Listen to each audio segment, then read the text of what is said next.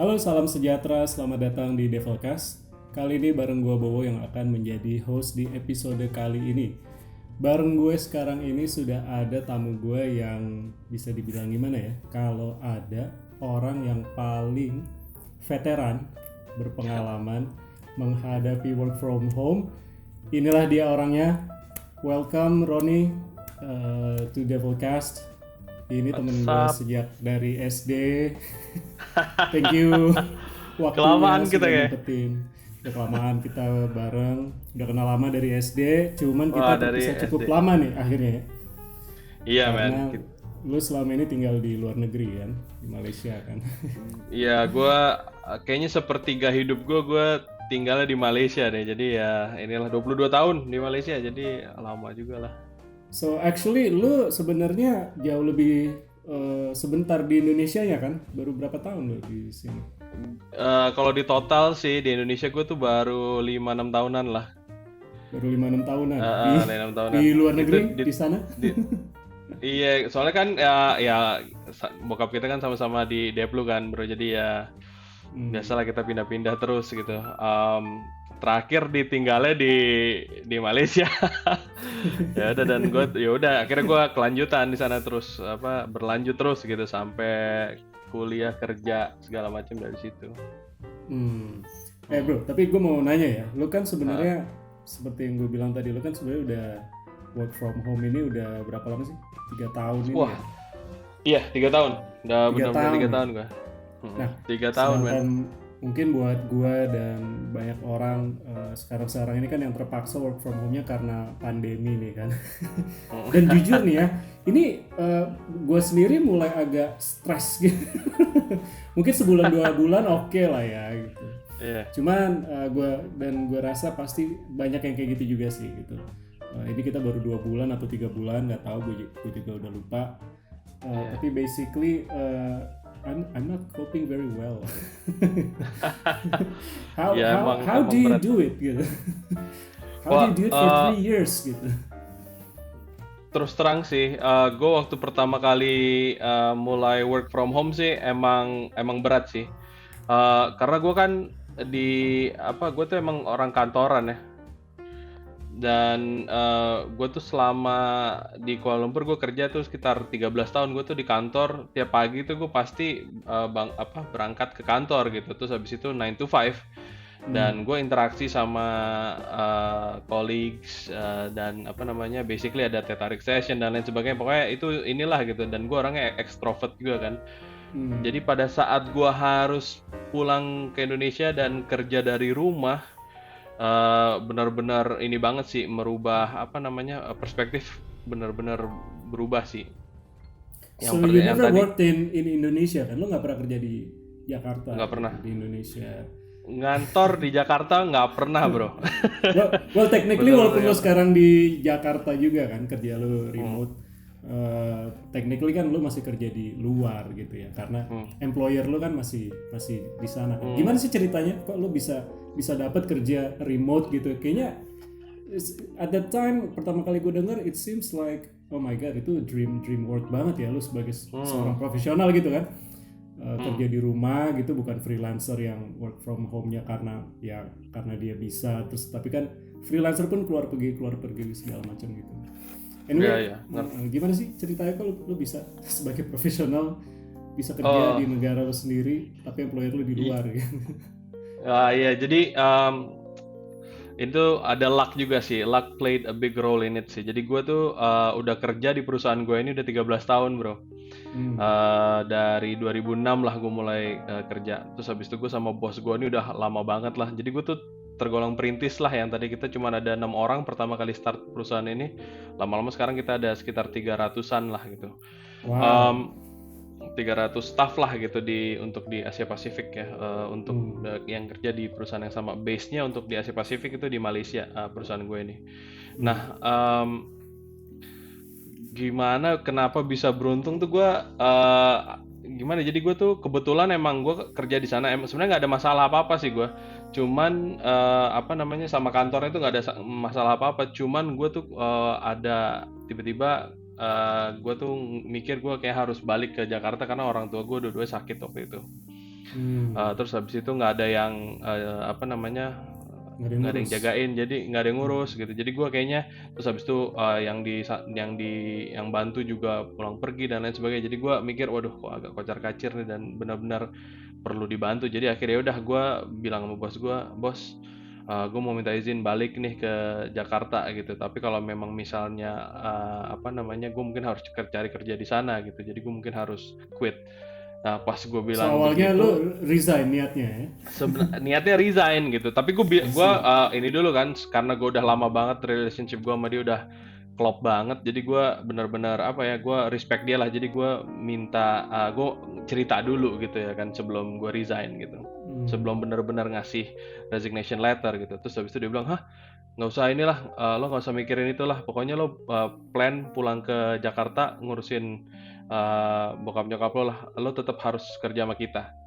Nanti urusan-urusan apa bagaimana caranya itu kita pikirkan nantilah. Pokoknya lo sekarang plan untuk pulang dulu aja sifatnya. Ya udah, dari sejak gue bilang itu 3 bulan ke depan gue langsung planning pindah. Jadi kan gue emang keluar, istri gue di KL, anak gue juga di KL, akhirnya juga di KL. Jadi semuanya itu udah, hidup gue udah di sana gitu sebenarnya.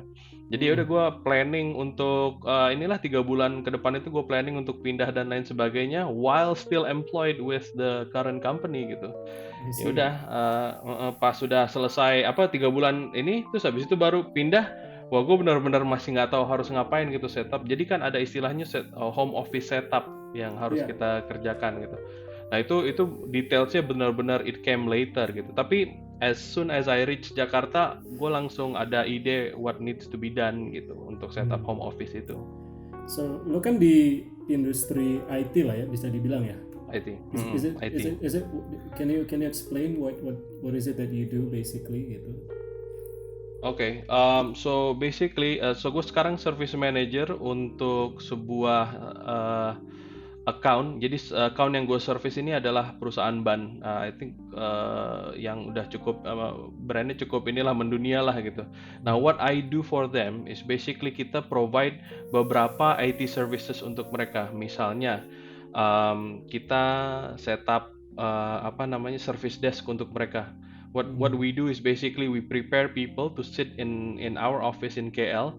So when that company ada sekitar di Asia Pasifik ada sekitar 30.000 orang, ada masalah sama IT mereka, laptop nggak jalan lah atau emailnya nggak jalan dan lain sebagainya, mereka telepon satu nomor, itu will connect to our service desk in KL, terus mereka pick up and they will try to resolve the issue as first level troubleshooting. So itu yang kita setup service desk team di Kuala Lumpur. Yang kedua, kita setup infrastruktur mereka yang berhubungan sama server dan beberapa aplikasi seperti Lotus Notes lah, Office, nge-build image, istilahnya itu kita nge-build operating system untuk mereka lah gitu, customize operating system. Itu ada beberapa services lagi yang kita provide untuk mereka lah. So what I do is I make sure those services yang udah kita offer ke mereka dan mereka beli dari kita, it runs, the support runs smoothly. Kalau nggak gue jadi punching bag klien lah gitu. Oh ini Ron, ini kok nggak beres? Wah gue pasti dikejar-kejar gitu. Jadi gue harus bridge between the customers and the team that is actually doing the support, so that jadi gue di tengah-tengah biasanya dan gue harus technical enough to understand the problem juga gitu. I see. Cuma so basically lo kan seperti yang tadi gue bilang, lo kan set up your office at home gitu lah ya, dengan segala pernak-pernik IT lo yang lo butuhin gitu kan, harus lengkap segala macam. Reporting lo gimana? Jadi selama ini kan lo online interaction lo kan. Kalau sama kantor lo sendiri sama bos lo sendiri gimana? Sebelum COVID sih, gua biasanya 2 bulan sekali berangkat ke Kuala Lumpur atau berangkat ke customer. Base customer di mana, kayak di Singapura gitu misalnya, gue pasti berangkat ke sana setiap. Kalau Singapura sih sebulan sekali, Malaysia 2 bulan sekali lah untuk laporan ini. Ini setelah COVID sekarang benar-benar fully di rumah aja, jadi ya emang benar-benar benar-benar remotely lah gitu. But do you think it runs smoothly in your case? Honestly speaking, it works really well. Okay. Jadi di dunia kita ya, di dunia IT ini ya, kita tuh yang namanya work from home itu sebenarnya konsep yang udah lama sebenarnya. Jadi antara dia sebagai konsep yang udah lama kita pikirkan dan udah kita tulis di dalam SOP work from home. Misalnya untuk business continuity plan. Kalau misalnya tiba-tiba nih kantor knock on wood ya, kantor lo kebakaran, lo harus keluar dari kantor kan. Tapi bisnis kan harus berjalan terus kan. Yes. Kita harus setiap kontrak kita biasanya akan ngasih BCP plan kita adalah kalau misal terjadi apa-apa dalam waktu 4 jam bisnis kita akan ready lagi. 4 sampai 24 jam lah gitu biasanya.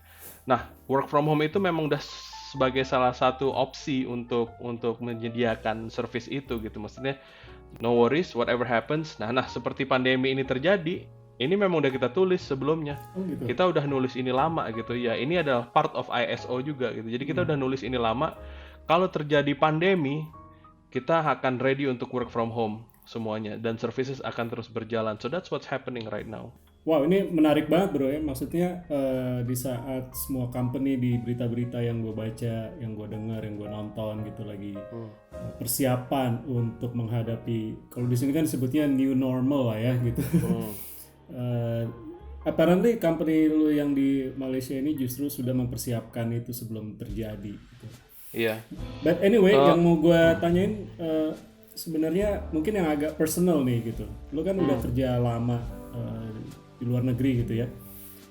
Ya mungkin lu belum ngerasakan kerja di Jakarta gitu, tapi lu udah ngerasakan kerja sambil tinggal di Jakarta gitu ya. Kurang lebih ya. Perbedaannya buat lu apa ya? Culture shock nggak sih? Lu ngerasa kaget nggak sih? Shock nggak sih? I mean, how are you coping with it? Kalau dari segi kita ngomongin yang paling ini aja lah, yang paling transparan aja lah, misalnya kayak macet lah gitu, itu emang udah benar-benar beda banget sih bro. Gue tuh walaupun lo kerjanya di rumah gitu. Iya. Walaupun kerja di rumah, cuman kan ya kadang-kadang kita perlu traveling juga kalau di Jakarta ya. Gue tuh emang benar-benar inilah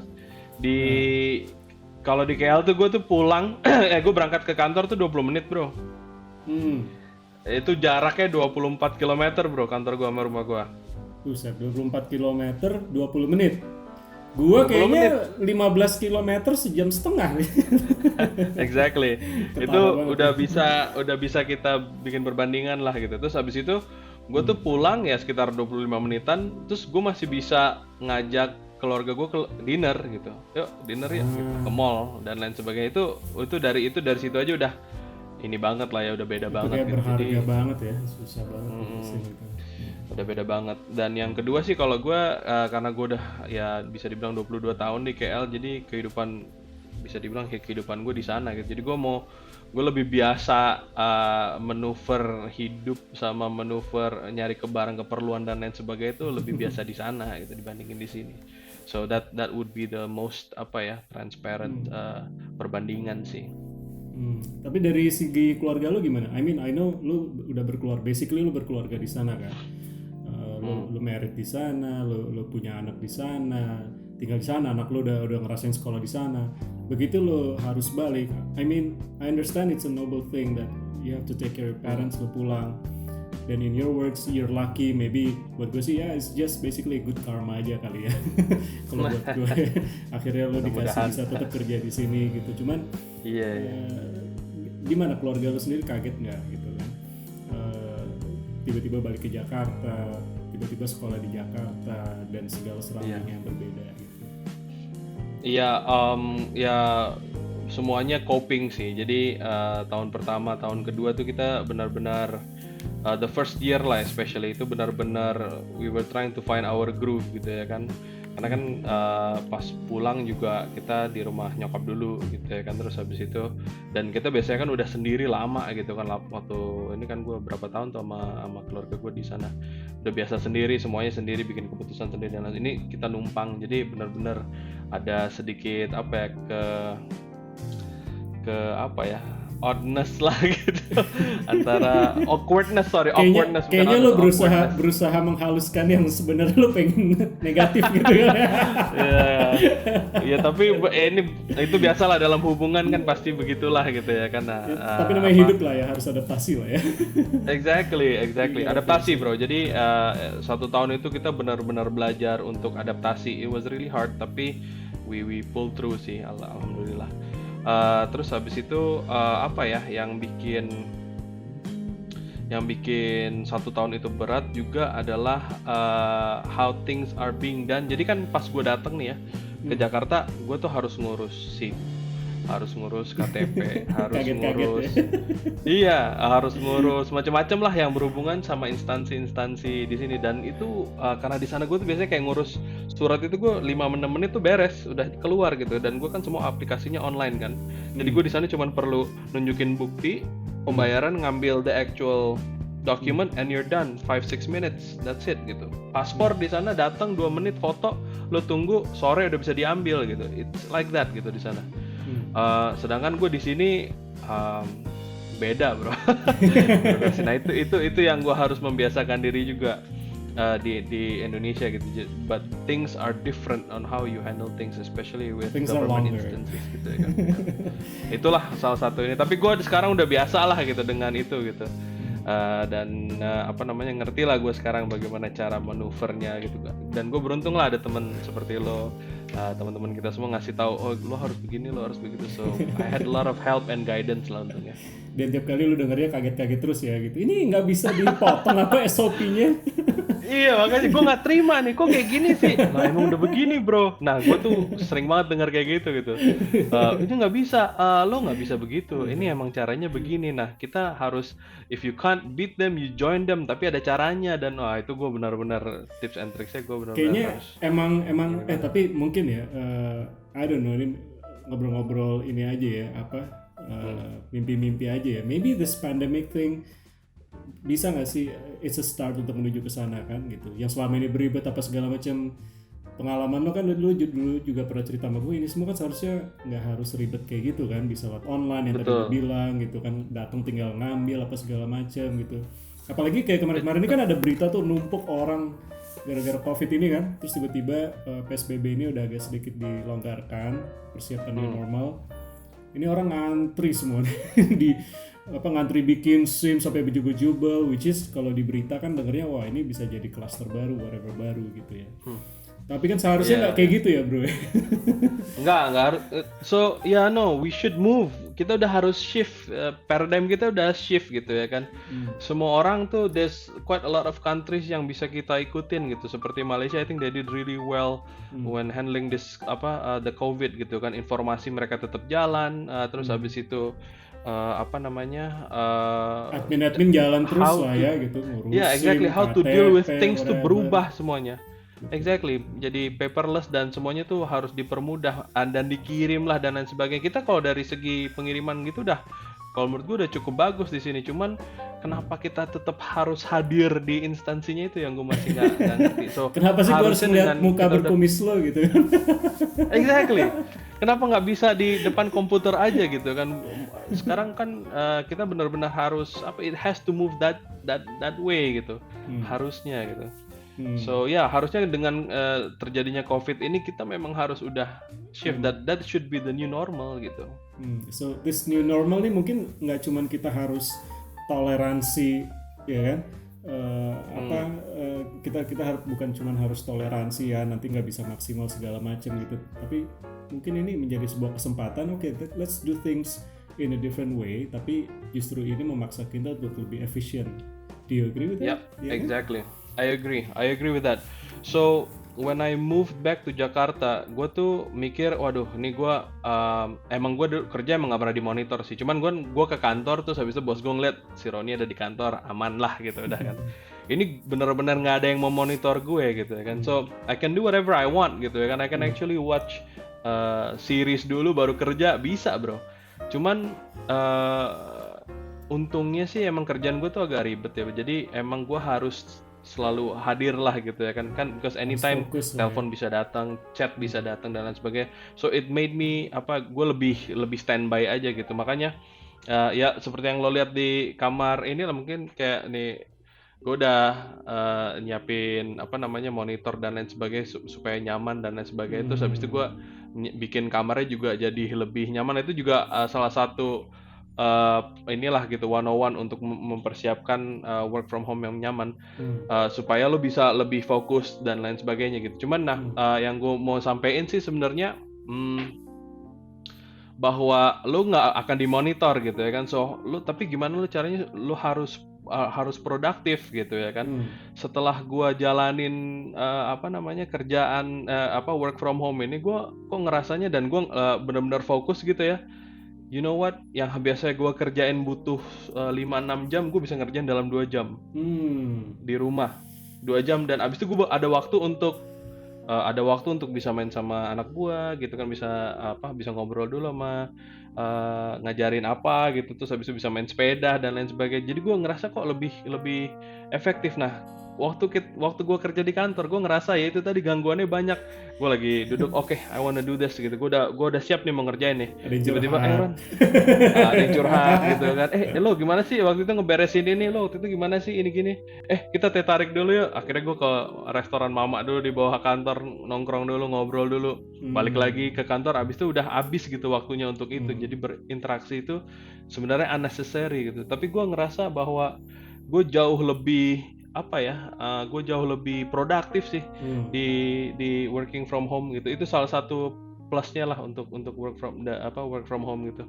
Dan gue yakin pasti banyak orang juga yang ngerasain itu juga sekarang gitu. Iya, termasuk gua, termasuk teman-teman gua beberapa sih kayak gitu. Iya, exactly. Cuman ya itulah ya, mungkin kita harusnya ngeliatnya ini sebagai opportunity untuk sebenarnya kita jadi bisa lebih efisien. Yep. Dan new normal ini memang kekurangannya kan kita jadi kurang berinteraksi. I think human beings are basically social Betul. makhluk hidup yang sosial ya, perlu sosial kan gitu. So kalau lu sendiri selama ini lu udah 3 tahun lebih lu work from home gitu, apa yang lu lakukan untuk membalance hidup lu yang itu gitu? Lu kerja kan tetap 9 to 5 kan basically ya, atau 9 to 6 basically 9 to 5 gue. 9 to 5 atau 9 to 6 benar. Gue sama, gue ngikutin waktu yang sama gitu untuk lu ngikutin waktu Malaysia ya. Berarti ya. Iya, exactly. Gue sih untuk banget temen gue di sini banyak banget gitu Jakarta. Jadi gue pasti ada kita pasti ngeset waktu untuk nongkrong lah gitu. Itu I really look forward to that gitu. Jadi misalnya setiap hari Kamis gitu kan kita set ketemuan di sini gitu. Terus habis itu kita udah pasti inilah gitu. Gue enaknya di Jakarta tuh gue itu sih, teman-teman gue banyak banget di sini, termasuk ini lagi biasalah kita kan we have our boys night out on Thursdays gitu ya kan. Terus habis itu kita plan kita plan misalnya cuti bareng dan lain sebagainya. So it's good lah. Gue ngebalance dengan itu sih. Sama ya paling main musik aja lah gue di Do you have a lot of hobbies? Sama temen. Ya bro, kebanyakan malah kadang-kadang. Tapi that's what makes us sane kan ya, apalagi terutama cowok. Iya betul. Hobi lo apa aja sih? Terutama gue saat ini lagi biasa gue lagi demen banget ngulik gitar ataupun bass, sepedahan juga ya kan. Terus habis itu motoran juga. Lo kalau musik kan lo main bass, lo itu emang udah dari dulu di Malaysia kan? You used to have your own have your own band kan? Dan lo manggung-manggung segala macam. I used to have my own band di KL ya. Jadi biasanya kita manggung lah gitu Sabtu Minggu ataupun a weekday di klub atau di bar gitu di KL. Terus habis itu gue juga sempet session juga untuk salah satu artis di Malaysia, lumayan seru lah gitu. Maksudnya jadi it's not only all about work aja gitu di sana enaknya. Terus hobi lo yang lain itu kan sepeda ya, sama tadi ngulik-ngulik motor kan ya. Tapi itu hobi baru kan? Hobi baru sih. Sejak lo di Jakarta kan? Di sana enggak kan? Di sana enggak bro.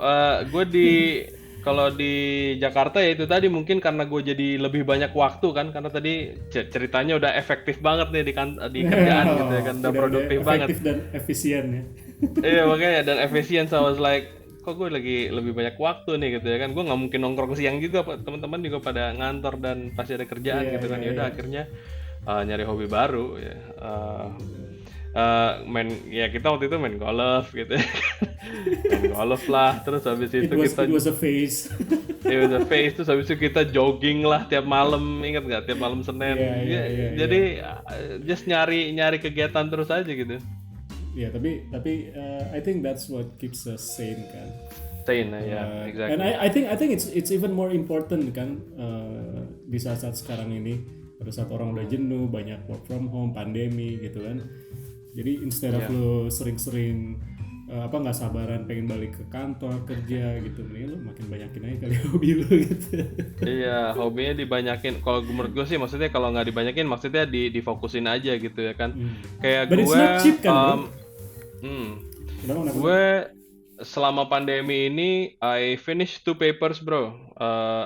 Paper untuk emang kenaikan ini juga sih. Emang itu nanti ngaruh ke kenaikan pangkat. Cuman gue sebenarnya I don't have to take it now. Gue bisa kapan-kapannya. Cuman gue mikir, kapan lagi gitu kan, timingnya sekarang gue beresin udah 2 paper udah beres gitu maksudnya, dan gue tinggal ngeberesin 2 lagi and I'm done gitu untuk topik itu gitu. So terus habis itu at the same time gue belajar biar bisa rekaman di rumah, apa pakai DAW gitu. Terus habis itu explore aja lah gitu kan, and hasilnya lumayan oke sih, maksudnya something useful lah gitu. Yeah. But I mean having a lot of hobbies ini kan juga nggak murah kan gitu. Do you actually spend a lot buat hobi-hobi lu? Dari 3 itu lu paling mana yang udah lumayan nguras kantong lu nih? Motor sih kemarin gue cukup inilah, gue baru belajar naik motor, terus habis itu gue dandanin gitu kan, habis banyak juga lah gue. Terus habis itu gue pindah ke sepeda kan, gue udah bosan sama motor, gue pindah ke sepeda. Sepeda sih jauh lebih murah sih, nggak banyak banget sih. Ya gue paling dikit-dikit, gue kan biasanya gitu, gue biasanya akan beli itu yang murah-murah aja gitu, perintilan aja gitu, yang bikin lucu, stiker lah atau ganti ban lah gitu aja sih, nggak ini. So, tapi ya inilah, it's quite rewarding lah. What about music? Mungkin buat orang-orang yang, kalau di IG gue sih kemarin banyak banget ya tiba-tiba orang yang nggak pernah bermain musik, tiba-tiba belajar main musik, suddenly everybody wants to learn guitar, suddenly everybody wants to learn whatever instrumen gitu. Tapi lu kan udah well, it's not your career, tapi lu, menurut gue lu udah cukup dalam kan, lu bikin band sendiri, lu sempet jadi juri ya, waktu itu gue pernah lihat bahkan competition apa sih waktu itu juri? Battle of the Band campus. Jadi kita biasanya di Malaysia tuh ada campus, pasti bikin Battle of the Band. Terus biasanya mereka manggil kita sebagai bintang tamu sekaligus juriin ininya gitu. Juriin Battle of the Band di sana gitu. Jadi Dan lu sempet bikin album juga kan di sana kan, band? Iya bro, gue sempat iseng-iseng lah gitu sama band di sana, bikin album, pasti kita bikin EP 5 lagu gitu, terus habis itu kita distribusiin lah di sana. Oh iya, what's your band's name ya? Dulu ya. Stone Bay bro, Stone Bay guys, kalau mau lihat cek di YouTube. Pasti ada di YouTube kan? Di YouTube ada. Kayaknya di YouTube ada, cuma di situ lo yang paling gede di kamera itu ya. Iya, paling gede sendiri gue. Anggota band lo orang sana semua waktu itu kan? Iya, orang Malaysia sih. Jadi mereka Sabah sama Sarawakian. Mereka sama-sama di KL juga, sama gue kerja di KL juga. Terus habis itu ya inilah kita ketemu karena komunitas lah gitu. Gue dulu pernah session untuk beberapa band di sana, terus habis itu mereka ajak ngobrol dan lain sebagainya, terus kita nyatu lah. Komunitas di sana untuk musisi jauh lebih kecil dibandingin di Jakarta. Kalau Jakarta tuh aduh, beda lah permainan banget ya. But you have a lot of gigs loh di sana loh. I heard di sini udah agak susah justru. Ya kan? Iya. Band-band di cafe gitu sana masih banyak ya? Di sana agak jarang sih. Tapi di sana tuh waktu gue masih di sana tuh justru banyak gig buat band-band upcoming bands gitu. Jadi kita pasti selalu dapat undangan dari you name it lah, brand-brand besar di sana gitu kan, telekomunikasi, bank dan lain sebagainya. Mereka pasti ada family day-nya dan pasti ada biasanya mereka tuh bikin banyak begitu karena tax ini kan deduction if you do something for the public. Ngerti. Ya jadi mereka jadi di sana tuh banyak banget yang begitu merokok lah dan lain sebagainya. So we benefit from that gitu. Berarti lo sebenarnya sibuk juga di sana ya. I mean even waktu lo masih kerja di sana ya, lo masih kerja kantoran, you still clock in 9 to 6, habis itu lo masih ngeband gitu ya. How do you manage your time kayak gitu? Penasaran gue. Kayaknya kalau buat gue yang di Jakarta ini kayaknya nggak kebayang deh kayak gitu. Ya di Jakarta gue mungkin nggak bisa kayak gitu sih. Looking at how the traffic conditions are. Medannya beda ya. Saudara. Ya terus habis itu gue sejak pindah ke Jakarta itu gue udah menghadiri sekitar mungkin 25 kawinan kali. Saudara lah. Itu yang berkesan buat lo. Saudara lah, yang temen lah ya. Iya. Terus habis itu kawinan, terus habis itu ulang tahun anak siapalah gitu kita harus datang dan emang di sana banyak yang nggak kawin bro. Di sana nggak banyak bro. Masa sih? Jarang banget ya. Di sana bener-bener susah mau kawin kayaknya karena mereka dananya juga nggak ini kan nggak pas-pasan. Mereka justru lebih private ya. Gue jarang banget kawinan di KL.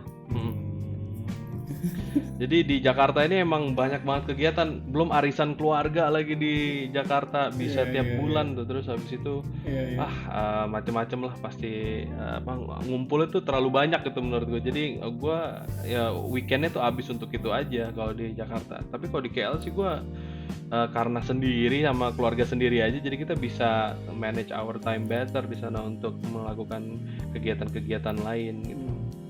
Kalau menurut lu ya, sekolahan gimana bro? Lu kan ngerasain nih anak lu sekolah di sana. Habis itu lu di sini sekarang anak lu kan. What do you think of our school? I mean in terms of I don't know, quality, harga atau gua nggak ada bayangan sih soal sekolah. Kalau menurut gue ya, pas gue pindah ke sini tuh gue ngelihat sekolah di sini tuh lebih niat sih menurut gue. Niatnya tuh dari segi administrasi, terus habis itu dari segi penjelasan gitu. Maksudnya gue ngerasa kalau di sini tuh lebih lah gitu dibandingin di sana. Cuman enaknya kalau di KL tuh di sana nggak ada hidden cost bro. Uang pendaftaran, nah itu di sana tuh nggak ada tuh ataupun sumbangan dan lain sebagainya. Is it more expensive here atau di sana? Way expensive di Jakarta bro. Expensive. Way expensive. I think sekitar 30-40%an lah lebih tinggi dibandingin di sana. Kalau di sana tuh kita nggak usah ngomongin sekolah lokalnya lah ya. Sekolah lokalnya di sana gratis bro, cuman bayar RM1 setiap bulan. RM1 itu 3.500 rupiah lah ya. RM1 itu enggak lah, RM1 itu di sekarang berapa ya? 3.000 lah. Ya 3.000 malah ya sekarang lagi. Aduh. 3.000 rupiah. Itu dapat apa bro? 3.000 di sini nggak dapat apa-apa bro. Bank-bank aja, bank berapa sih sekarang? Nggak dapat juga. Ya makanya di sana untuk bayar sekolah gitu. Malah kalau kita daftar untuk sekolah di sekolah kebangsaan istilahnya ya di sana, kalau sekolah kebangsaan yang ini lokal itu kan udah sesuai rayon ya, jadi orang yang tinggal di daerah situ anaknya udah pasti bisa masuk di situ, jadi mereka udah ada ininya. Itu setiap daftar masuk SD nih misalnya dikasih uang sama sekolahnya, ini RM100 buat beli seragam, ini RM100 lagi, jadi RM200 total untuk beli buku. So let me get this straight, lu bayar RM1, what do you get for that RM1 ini, which is 3.000 rupiah basically. Lu dapat lagi, lu bayar RM1, lu dapat RM200. Ini buat beli sekolah, buat beli seragam, buat beli buku sekolah, seragam dan segala macam kayak gitu. Untung dong bro. Exactly. Untung banget lah. Jadi udah lu bayar tiap bulan RM1, tapi lo pas uang pendaftaran masuknya lu udah nggak bayar apa-apa. Nah itu untuk sekolah. Oh di sana nggak ada uang pendaftaran, nggak ada uang. Di sini kalau di sini kan ada pangkal atau whatever itu istilahnya. Ada registration fee, ada form fee istilahnya di sana, tapi nggak nggak bombastik banget harganya, itu nggak ridiculous lah. Gue kaget sih waktu pertama kali gue daftarin anak gue sekolah di sini yang pertama kali. Oh, uang masuknya segitu gitu ya kan, itu udah agak ini juga sih, goyang juga gue. Kalau di sana sih nggak segitunya. Tapi kalau international school ataupun swasta, gue kok ngelihatnya kalau di sana sih lebih oke sih ininya dari segi, karena mereka pakai Cambridge dan lain sebagainya. Di Indonesia juga ada sih yang kayak gitu bagus juga, cuman di sana tuh slightly a bit way more cheaper gitu dari segi uang sekolahnya. Oh, even international school di sini masih jauh lebih mahal daripada di sana ya. Oh iya, Jakarta mantap sih sih harganya mahal di sini. Oke bro, mungkin I wanna ask you something really personal ya. Kalau lu dipilih, kalau lu suruh milih gitu untuk stay here dan kerja di sini, atau lu balik lagi, lu milih yang mana? Waduh, aduh, berat. Gue pasti akan milih ke sana sih bro. Oh, kenapa ya? Ya itu tadi, mungkin karena gue udah di comfortable level banget sih gue di sana. Dan apa ya? Kalau gue tuh ngerasanya gue di sana lebih banyak bisa achieve more gitu. Oke. So, ya gue career ini ya, career wise. Ya dari segi karir gitu ya kan, gue tuh kok ngerasanya di sana tuh lebih bisa contribute gitu. Anehnya tuh begitu gitu, bisa lebih contribute dan lebih bisa lebih berguna lah istilah. Gue nggak tahu sih, ngerasanya sih gitu sih. Cuman kan sekarang gue kenapa gue ada di sini tuh emang untuk orang tua kan, jadi gue mau berguna di sini juga gitu untuk mereka gitu ya kan, as much as I can gitu. Tapi dari segi karir dan hidup kok gue ngerasanya di sana gue lebih.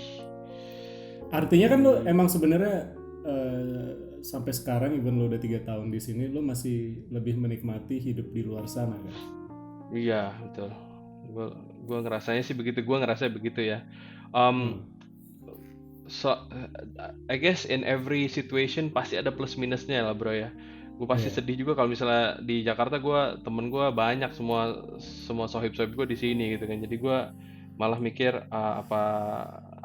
bisa maintain di sini juga gitu. I mean, but it's never untuk tinggal di Jakarta itu it's always a choice bro. Maksudnya itu adalah salah satu opsi juga buat gue gitu. Tapi kalau lo nanya gue lebih prefer di mana? Lo dikasih option gitu. Ya, kalau dikasih option, misalnya ada 4 tempat gitu kan, Indonesia sih menurut gue akan jadi tempat kedua sih. Yang pertama apa? Is it Malaysia atau Singapore? I know you spend time in Singapore juga kan, cukup lama. Iya sih, KL sih bro. KL jauh lebih santai lah hidup di sana tuh dibandingin Singapura. Kayak terlalu uptight sih kalau menurut gue. Work culture-nya lah ya. emang sih. Well anyway bro, mungkin gue boleh minta nggak buat pendengar kita juga nih, what are your kiat-kiat lo apa sih dalam mempertahankan, ya kan judulnya udah mempertahankan nih work from home ini gitu loh, dari semua aspek lah, dari segi produktivitas, dari segi sanity dan segala macam gitu. I mean this is for people yang mungkin harus menerima kenyataan bahwa this is nggak bakal sebentar pandemi ini kan gitu. We're in for the long ride gitu, dan semakin lo keluar ya bisa aja lo balik lagi keluar apa segala macam, tapi lo tau lah pasti masih ada fear, pasti masih ada tenang gitu karena the virus is still around gitu. So we just wanna get the most out of it gitu loh. Gimana menurut lo caranya itu? I think the most important thing sih workspace ya. Workspace tuh harus nyaman banget. Gue tuh spend gue spend a lot lah untuk make sure that my space, my workspace is comfortable. karena you'll be spending a lot of time there gitu ya kan. Jadi gue misalnya invest ke kursi yang enak, meja yang bagus, gue pakai monitor stand yang bagus juga gitu ya kan, because with a few monitor, kalau untuk kerjaan gue sih gue perlu banget 3 monitor untuk bisa ngerjain 2 things 3 things at once gitu, jadi gue bisa monitor ini on the go gitu. Itu sih nomor 1 buat gue. Yang paling penting workspace nyaman, paling enak lah gitu. Terus habis itu yang kedua adalah home setupnya itu, jadi internet connection harus bagus banget. Di Indonesia ini gue waktu itu pertama kali datang ke Indonesia ini gue sempet coba Lu sempet beberapa ganti-ganti kan? ganti-ganti gue. Jadi gue sempet nyoba beberapa ini karena gue kan perlu connect ke VPN kantor kan. Jadi VPN tuh virtual private network, dimana supaya gue bisa akses email gue, email kantor, file-file yang ada di server kantor dan lain sebagainya gitu. Itu kan harus pakai virtual private network. Jadi itu nanti mungkin sesi lain lah untuk gue jelasin. Cuman untuk bisa connect ke VPN ini kita perlu internet yang stabil. So I think we have to make sure that the government basically just yang namanya infrastruktur tuh benar-benar dipikirkan banget lah gitu ya kan, karena like you said ini akan jadi new normal, so and internet connection is the most important aspect of it gitu sih kalau menurut gua. Terus habis itu mungkin dari segi setup itu aja sih bro, yang bisa yang bisa gua kasih tahu lah gitu. Jadi so far gue sih udah ngeset itu semuanya oke. Yang ketiga tadi kita ngomongin hobi ya kan. I think it's very important that you need to have a hobby yang lo bisa kerjain sendiri. Just to make sure that you stay sane ya kan di rumah. Kalau gue sukanya main musik, jadi gue ngeband, tapi ngeband tuh nggak harus sama temen gitu kan. Ternyata sekarang new normal ini kita bisa ngeband online. Yang recording gitu bareng ya. Iya, gue ngerekam part gue, teman gue yang di KL ngerekam part dia sendiri, ada teman gue di Kanada juga ngerekam part dia sendiri, digabungin, diedit dan lain sebagainya, jalan gitu. And it's great joy sih. Jadi itu salah satunya. Yang kedua sekarang I think pemerintah juga nyaranin kita bersepeda bro. Jadi gue ngikutin sebuah komunitas B2W Bike to Work di Instagram, dan kemarin gue walaupun lu nggak bike to work kan. Gue nggak bike to work ya, gue tapi masih diterima lah ya di komunitas itu lah ya. Iya, gue masih diterima. Jadi gue ikut komunitas itu bukan hanya untuk ke kantor mereka pakai. Jadi mereka ini untuk ada kegiatan kita tuh ada kayak Lasande Ride lah, ada gabung ride di mana-mana gitu. Terus habis itu kita benar-benar pakai jalur yang udah disediain sama pemerintah. Jadi itu hobi yang menurut gue cukup baik dan sehat juga sih. I think that's something that I think we should have more of gitu, karena dengan kemacetan di Jakarta, I think it's good to have people to just ride their bikes, and kita kan udah ngerasain tuh hari Minggu ya kan, jalan di Jalan Sudirman gitu kan bisa gitu. And sekarang malah bisa masukin ke MRT dan lain sebagainya. So that's something that we should invest on sih kalau menurut gua.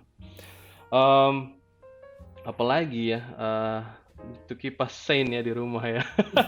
Satu lagi lah. Lo bagi-bagi waktunya, atau this is me time, work time, wife time, child's time. Untungnya gue punya istri yang cukup ini ya, organized. Jadi kita pakai ini sih, kalau kita bisa share secret kita. Jadi istri gue tuh pakai Google Calendar aja gitu ya kan. Kalau misalnya gue mau nongkrong nih gitu, misalnya nanti hari Kamis kita ada ngumpul kan gitu kan, I make sure that I add it into my calendar gitu, jadi dia tahu. Wow, kan. Segitunya ya, sama istri sendiri padahal. Istri lu satu rumah kan sama lu kan? Jadi kita keep ini sih, gue pengen nggak tahu sih ini bisa ngeliat gak ya, tapi gue ada kalender kita cukup hektik lah gitu. Jadi gue nunjukin ya.